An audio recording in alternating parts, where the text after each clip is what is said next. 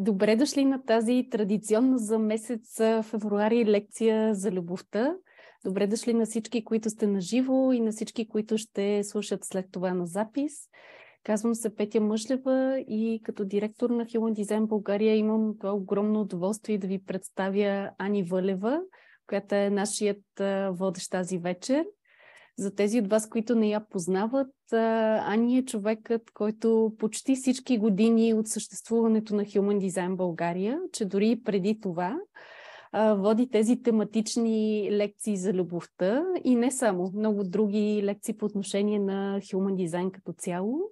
И в това отношение един от най-опитните професионалисти в областта на Human Design в България. Като освен това, тя е и психолог, и терапевт на двойки, така че съм уверена, че сме в най-добрите ръце по темата за отношенията. Ани? Благодаря ти, Петя, за това представяне и благодаря на всички вас, които сте се присъединили тази вечер, за да си говорим за любовта. Причината, поради която аз толкова много обичам точно тези тематични лекции, е, че темата за любовта и за отношенията е една тема, която ме вълнува на лично ниво и винаги ме е вълнувала.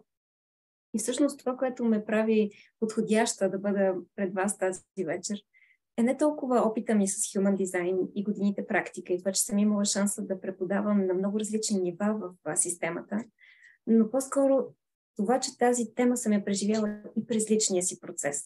И това ми е позволило да мога да пречупя темите на любовта, за които знам през системата за дизайна, също така да мога да се докосна от тях през личните дилеми и личните предизвикателства.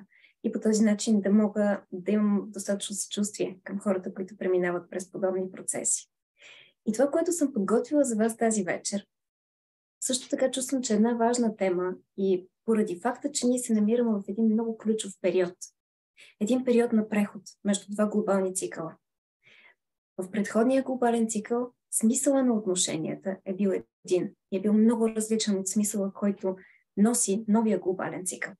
И в този период на преход обикновено е времето, в което хората преживяват най-дълбоки предизвикателства.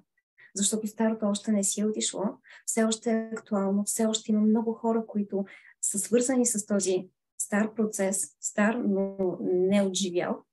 И същевременно новото започва да набира сила.